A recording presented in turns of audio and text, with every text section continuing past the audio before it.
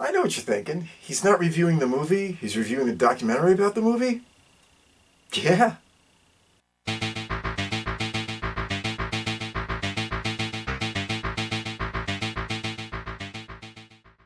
Okay, everybody, today we're going to do a little bit of a special edition of something I think everybody should see at least once in their lifetime, if not numerous times in their lifetime, and give some real special attention to a documentary I think is just as watchable as the motion picture, if that is even humanly possible. I am talking about Dangerous Days, the making of Blade Runner.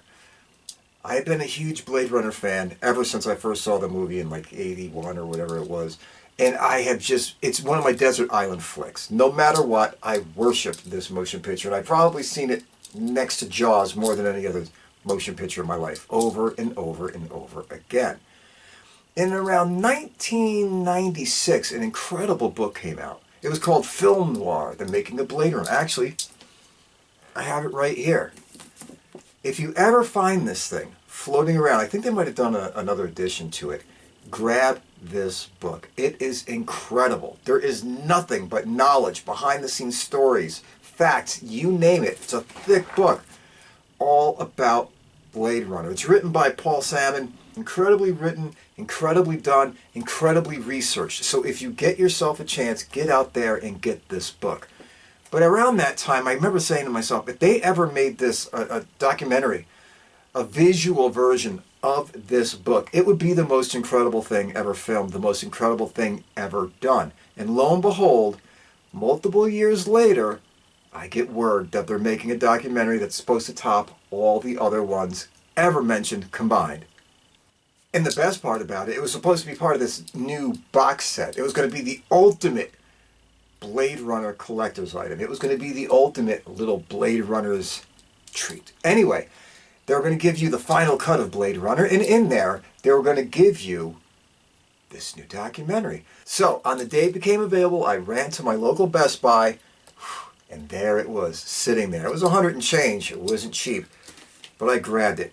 It came in this little suitcase. It was the ultimate. I still have the original piece of plastic protective thing around it. I don't know what the hell you want to call it, but when you took that off, did you hear that? And you opened it up. It was incredible. Obviously, you opened it up like it's supposed to be Deckard's briefcase, and you got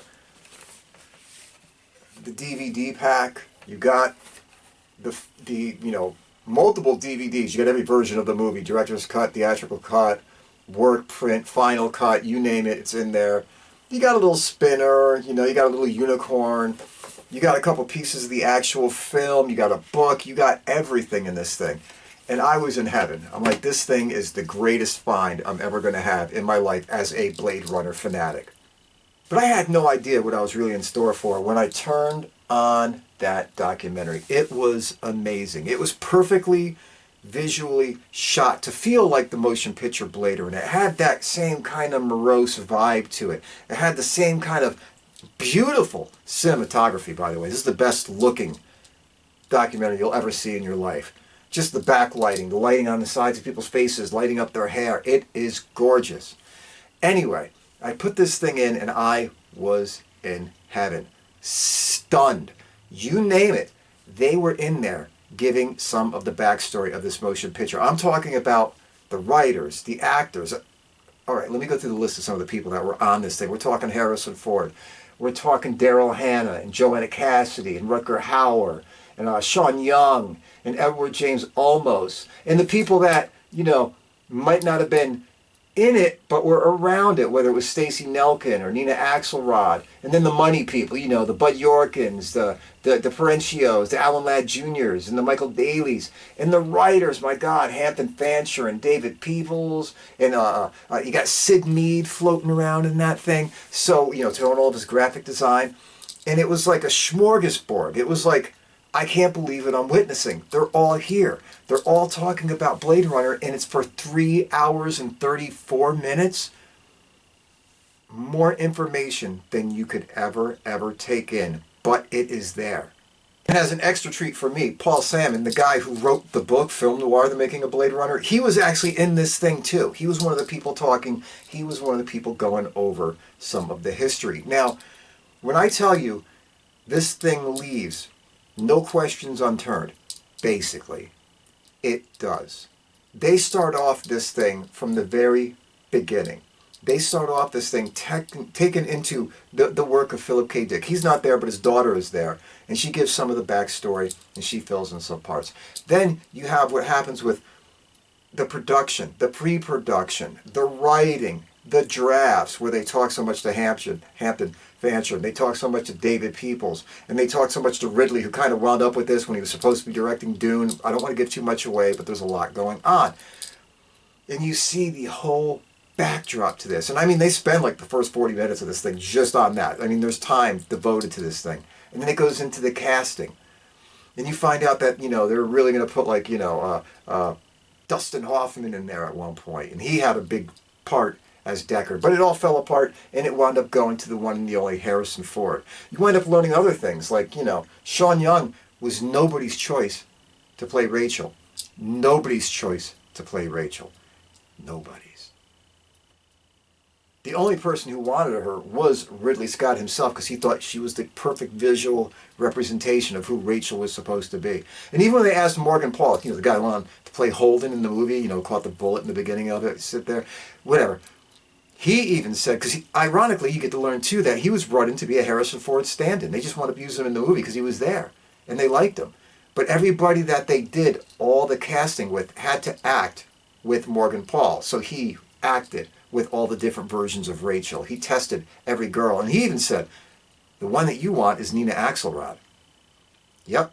And she was the one that everybody else picked.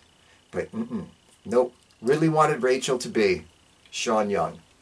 Right choice. But you get that kind of stuff. This is the kind of stuff, the intimate details. They had Stacey Nelkin there talking about the infamous replicant that was never in the movie, that died, and all her backstory. And so much information in a documentary that feels like a perfect continuation of the motion picture. It's paced the same way. It's stylized the same way. It's deliberate. It never picks up in speed. It never gets wild. It never gets wacky. But you learn so much in that 3.5 hours about this incredible motion picture, one of the greatest ones that was ever filmed, in my opinion. And you sit there and you take it all in, you digest it, you listen to it, and it feels so much like it belongs with the motion picture itself. It's very factual. It's very, I hate to say morose, but it just has that kind of matter-of-fact feel all the way through it. But the style, the lighting, the cinematography, the vibe of how they shot it, how they put it together, it just feels like the perfect companion to Blade Runner. There's been other great documentaries out there. I don't care if it was Heart of Darkness, for Apocalypse Now, or, Is a Shark Working, or whatever for Jaws, and all the shit they put out there for the Alien flicks, and all the stuff for God knows with Star Wars. But to me, this was the perfect, above all, be-all, and end-all documentary that has ever been filmed for a motion picture. And I'll tell you, I've probably watched this, all right, maybe not as many times as the motion picture itself, but I've watched it so many times to learn so many ins and outs. And oh, by the way, through this thing, you just hear the beautiful, like, Vangelis music scoring it in the background, just swirling around and doing everything. It is incredible. So big props to Charles D. Lauzirika, or whoever, he's done a couple of the documentaries, for putting this thing together, for filming this thing the way that they did, for getting the cast and basically everybody that was involved in this motion picture, even people that never made it to the screen, to come and unite and give their memories and their thoughts about this motion picture and how it was assembled. And to literally take this thing from idea to inception, to pre-production, to production, to the nightmare hell it was of filming it, to the fights on the set with Ridley and the producers for doing 87 takes of a fish's head and a goddamn plate, all kinds of crazy shit, to critical reception, to public acceptance, to failure initially, to cult status eventually. Everything is covered, top to bottom, dusk to dawn. It's in this thing, and it is laid out perfectly. Everybody, if you get yourself a shot, get out there. I think you can still get this with the 2-disc special edition of the final cut. It's like the final cut on 1 disc, and I think that they give you a Dangerous Days documentary on the 2nd disc, so you can still find it floating around, especially if you're like in a used DVD store or something. It's still out there. And by all means, get Future Noir, the book, The Making of Blade Runner. Because these two things are perfect companions with each other. If there's anything missed in this documentary, it's in that book. And if there's anything that's missed in that book, it's in the documentary. If you take those two and you bookend them to each other, read one, watch the other. If you are a Blade Runner fan, you will be in heaven. If you're a Blade Runner fan, you'll walk away with more knowledge than you ever thought was humanly attainable on the subject of Blade Runner. And if you're a Blade Runner fan, it will be the best money you've invested in anything, probably in quite some time. So, all I can say, check those both out. Give them both a read and a watch. And I'm sure, if you are at all a Blade Runner fan, you will be in heaven. And even if you're not, you will have such a great and grand appreciation for what they made. Anyway, be good. Take care. Stay out of trouble. Be kind to a stranger. Be there for a friend. But most of all, as always, never, and I mean ever, take any bullshit from anybody. See y'all soon.